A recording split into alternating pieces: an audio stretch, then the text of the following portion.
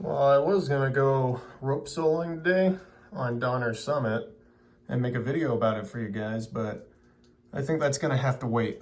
So instead of doing that, down here in the gear room, and I'll make a video on how to wax skis. So yeah, stay tuned for that.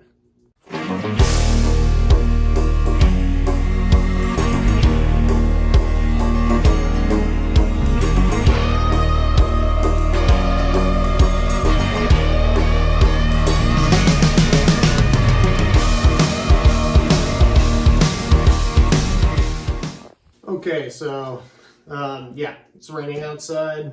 I got some chores to do anyway. I need to get ready for the ski season. So I got a number of pairs of skis here that need a wax, and makes sense to make a video about it. So first thing I'm going to talk about is just your setup right here. I got these Swix ski clamp things. It's a set of 3. You can also buy them by a company called North, which happens to be my iron right here. And so both of them make good ski accessories. If you're waxing skis at home, it's really nice to have this thing. Other things that you're going to want are a couple of brushes. You have some more fine tooth brushes, and then a bit more of a softer brush right here. So the fine brush is what we use before the wax. That's why I wrote before wax on it. And then I have a bit more of a finer brush that's after wax. And that's the bit of the tougher brush is all about removing whatever wax you have on your base. And then the other brush is for after you apply your new layer of wax, brushing off the excess. So it's nice to have 2. I'm sure a number of people get away with 1. This ski is brand new out of the factory, so I don't need to do the before brush on it. But if I were to do that, then I just take my brush. Some people are really focused on tip to tail. This is the tip right here, the yellow thing. And they'll only brush tip to tail. If you're a ski racer or slalom skier and a skimo racer, then you're probably going to care about that a whole lot. I just do standard backcountry skiing, so I get a bit more liberal with my brushes. I usually go a little bit back and forth. Depending on your type of skiing, you may want to go tip to tail. Other things I need are wax, and I have 2 colors of wax right here. I have the pink wax, and then I have the blue wax. These are both made by North, which is a pretty good company. It's funny, the box actually says Swix on them. I haven't done any research into the companies, but I'm going to assume that they're probably owned by the same company. The wax that I have here are pink and blue. The different colors of wax will depend, or you can match the color of the wax to the temperatures you're going to be skiing outside. So this blue wax is for what they call cold conditions. And then you see a temperature range right here, Fahrenheit and Celsius. So that's the temperature range that you're going to see outside. And if you're having that temperature range outside, you can put this wax on and then it'll perform its best on the snow. Another thing, if you don't want to think about that, is the pink wax, which is suitable for all conditions. So if you wax your skis once a year, start of the season, and then go throughout the whole season, a lot of people go with the pink wax because that's it, you know. If you're skiing like me, I ski about, 25 days a month or so. Always try to get 100 days a season. But I do it for work, and so that helps with getting all that ski time. My main skis, I usually wax twice a year, maybe one at the start of the season and then halfway through the season, or sometimes 3 times a year. So about every 6 weeks or so, if I'm using those skis for 20 days or so a month. If I'm switching around between different skis, like I have this 100 underfoot, and then I switch to like my powder ski, and then I switched to a thin ski in the spring, which is kind of common, then maybe I can get away with only waxing them once a year. For sure, my skis, like my Volcano thin skis, I only wax once a year. And my powder skis, I generally only wax those once a year because I only use them about 30-ish days throughout the season. So it's really only my main pair of skis that I end up waxing multiple times. I do a hot wax because that helps bake the wax into the base of the ski, and it'll last a bit longer, which is really nice. So yeah, that's a little bit about wax. The only other color that I may add in is yellow wax for warm conditions. That's like 32 to 38 degrees, I think. And that would be for something like my volcano ski in spring skiing conditions. But for the most part, I do the blue and the red. The blue wax is actually really fun. This helps you slide a lot faster, I found. But in this case, it's the start of the season. It's November. I don't really know what the temperature fluctuations are going to do. I'm in a new area, so I'm going to go with the pink wax. So on this pink wax, I see down here, it has the iron temperature, and that is 130 Celsius or 266 Fahrenheit. So my iron here is rated in Celsius, and all ski irons have a little dial right here that you can use to adjust the temperature range. Basically, what we want is the wax should be melting onto the ski. We need it warm enough to melt, but we don't need it so warm that it burns the wax, and that's the big deal. So if you're waxing your skis and you see smoke, or you can smell that like burning smell coming from the wax, then your iron is too hot. So this ski right here is a backcountry ski, so it's pretty easy for me to lock the brakes in place. I just push them down and then twist the heel piece, and then I have my brakes locked out of the way. If I'm using a front country ski or something with an alpine binding, the same thing. I think Swix, like these ski stands right here, will come with 2 heavy-duty rubber bands that you just band around the brakes of your skis to keep them out of the way. A broccoli rubber band works great too. Or like if you take normal size rubber bands, just put like 3 or 4 of them together. Whatever holds that brake in place. But these fat industrial ones are really nice because they don't break. All right, so these are new from the factory, but just from being here in the, in the basement and stuff like that, they got a little bit of crap on the base. So I can take an old towel right here and just wipe it down. Paper towels work great too. Nice clean base right here, and we're ready to wax. So people will do this in different ways. The way how I like doing it is trying to waste the least amount of wax as possible, because when we apply the wax, the only thing that we really want wax in it is all the little runnels and channels along the base here. We don't want an excessive amount of wax on our skis. So after we apply the wax, we then use our scraper, I got one right here, to scrape off the excess wax, and like 98% of the wax you apply to the ski gets scraped off. So we want to avoid wasting our wax. I have my iron going for a bit here. Looks like it's just about warm enough. First thing I can do, there's a couple different ways people apply this. Some people like to rub it on the iron until they get a little stream of wax coming down. A new way that I've started doing it was sort of rub the block on, and then with just that surface wax that gets melted, I can scrape it into the base of the ski. And of course there are little drops coming down too. But that way it just kind of helps with spreading the wax around. This is my new way I've started doing it. I'd love to hear anyone's opinions on how they prefer to wax the ski. Okay, so what I got here is a ski with a bunch of melted and then recooled wax on it. Now I actually need to spread that wax around. Move that haul bag out of the way. So again, different people, different things. A lot of ski racers will start tip and work their way to the tail every time. Just swipe, swipe, swipe through. I tend to go little circles because I'm just backcountry skiing, multiple conditions. I'm not really worried about getting, most amount of sliding. A big thing to remember is your iron, which I haven't changed the temperature or anything at all. It's ready just to melt the wax. You do not want to leave your iron at one point on the ski, like set it down and let it go. Just like normally ironing your clothes. You need to keep it in constant motion. And basically I'm just going to do little circles on it until the wax is evenly coated all throughout the base. I'll start at the tip, right where you can't see me. Another thing I forgot to mention is that you can use a standard clothing iron as a ski iron, but they have little holes to release steam in them, and that is definitely not what you want to do to your skis. You do not want to press that button to release the steam. And then once you use it for waxing a ski, that's pretty much the end of its clothing career. You gotta keep it as solely a ski waxer. So you can see I'm just doing these little circles. Maybe I'll go one long streak just to sort of slide some more wax down here.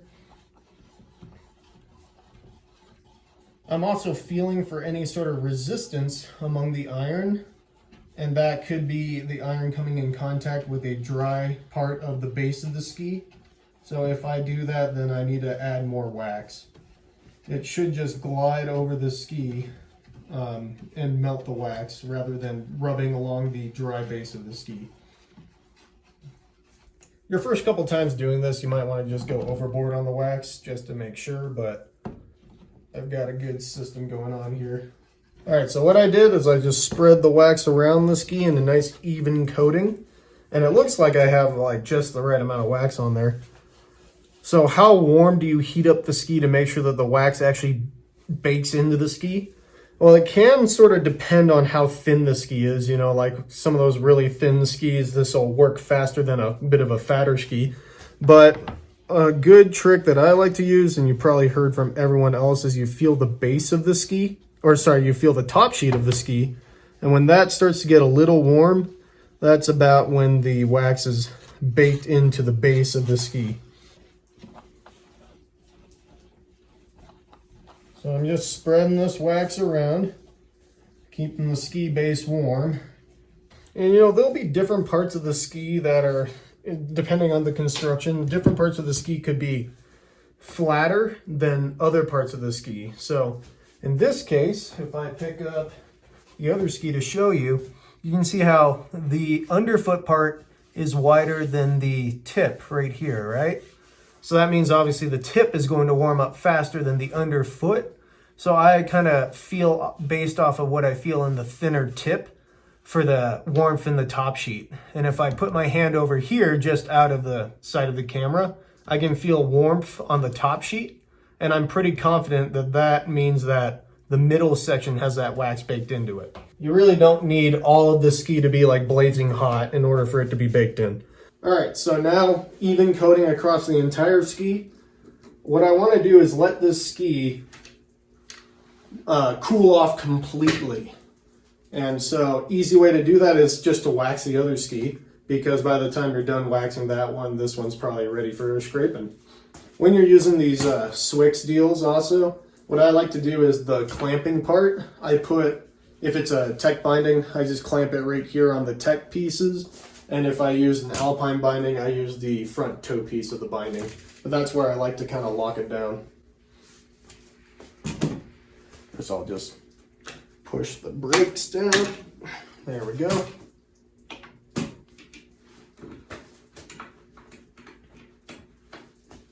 And then I repeat this process with my other ski. Okay, so I went ahead and I switched to the other ski now. I did give them a little bit of extra time, so that way I made sure that the wax is fully dried out and the ski is totally cooled off. Now I need to grab my scraper. So these are actual marketed ski scrapers. This one happens to be branded Pro Ski Mountain Shop. If you're in the Seattle North Bend area, definitely check them out. They have a ton of great backcountry gear there. Essentially just a hard piece of plastic with a bunch of sharp 90-degree angles. The more you use them, the more doled out those 90-degree angles get. But you can actually buy sharpeners for these things, and you just run it along the sharpener, and then that gives the 90-degree back.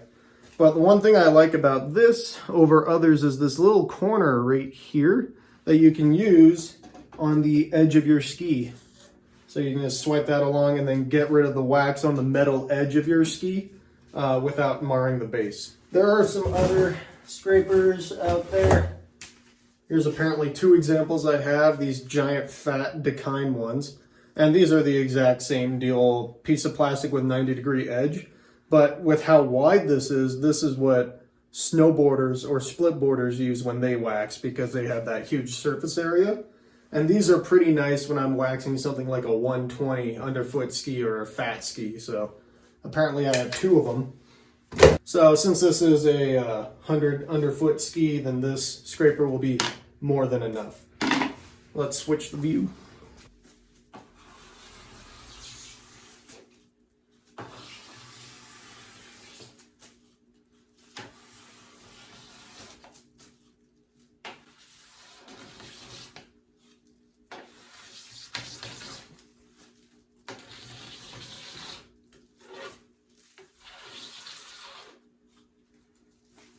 Again, I have that little 90-degree angle right here, so I can go to the metal edge of the ski. Just run this down that edge. Scrape the wax off of both the metal edges. So you can see in my form right here, I'm just keeping even pressure with all 4 fingers on that scraper and keeping at that same angle. Every time I scrape, I'm getting less and less shavings. And so the goal is just to keep on going until I don't really get too many shavings. When I'm kind of done with one section, I move on to the next section. So when it comes to the tip of the ski, this could get kind of weird with scraping. You just kind of do what you can. Most of the time, the very tip of the ski doesn't matter, so I'll start like this and just ignore the tip. This one's already scraped pretty good. And then just for the tip part, you kind of just do what you have to do to scrape off a little bit of that excess wax. And it'll depend on the type of tip you have, because since this is a backcountry ski, it has like a nice curved tip. Whereas going back to my front country example, a lot of these inbound skis or just tougher skis in general will have a bit of this protection right here. So if you get wax globbed up in there, it can be really difficult to scrape that off. So I try to kind of cut off my wax right here, and then I can scrape here and on down the ski. Okay, so my ski is fairly well scraped now. I spent about 6 minutes, I think, start to finish, scraping it. And one thing that you can do to make sure that, or to see how you're doing on wax, is you just run your fingernail along the ski. And if you see a fine string of wax being picked up by your fingernail, then you're probably going to want to scrape a little bit more. I'm getting that fine string every now and again, but actually for the most part, I'm not really getting too much. So I'd say I have a pretty good amount of wax scraped off now. But the next step is to pull out that slightly softer brush, buff out. You can do 2 hands. Some people like to do 2 hands to put some good pressure down. You can see, maybe it may be hard to see in the camera, but I'm getting little white dots or shavings popping up along the base. And so the point of this brush is just to get a little bit of extra wax out of the ski, you know, just so that way really you're only left with what you need. And maybe like 8 to 10 brushes with the ski. With this brush is all you need after waxing, and then depending on how finicky you are or how specific you want to be, I'm going to call this ski just about good, actually. I'm really not getting too much wax coming off of it. So now I can pull off a paper towel, or I could use like an old shirt or a towel or a normal towel or something. I'm just going to wipe off that excess powder right there. And my ski is ready for the backcountry. It can be a little time consuming to wax skis, you know. For sure it takes a bit of practice to know, to dial in how much wax you're going to use and everything like that. But a lot of people find some sort of cathartic meditation in the whole thing. Doing that scraping, the brushing, and they use it as a form of mental relaxation. It's an upfront cost to buy the equipment like the stand, the iron, the wax. But once you're able to hot wax your skis yourself, you will save money over the course of your season. You know, if you're doing like 2 hot waxes every year, that's like $100 in waxing from a person, you know, paying someone to do it. Whereas I can just do it myself real fast right here. The more skis you have, the more expensive that'll get to hot wax them every year. And knowing how to wax your own skis is just helps save you money in the long run. So thanks for watching. If you guys want to see any more ski videos from me, then feel free to give a shout. Hopefully I'll be out when the weather's better to actually give you some adventure videos. And yeah, can't wait for skiing to start this year. If you like the video, please consider subscribing and share with your friends and yeah, all that good stuff. So I'll see you in the next one. I'm gonna grab my scraper. This is one that I've been using for quite a bit. It's just branded Pro Ski Mountain Service.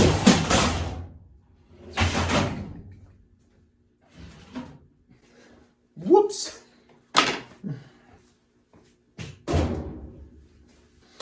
Let's try that one again.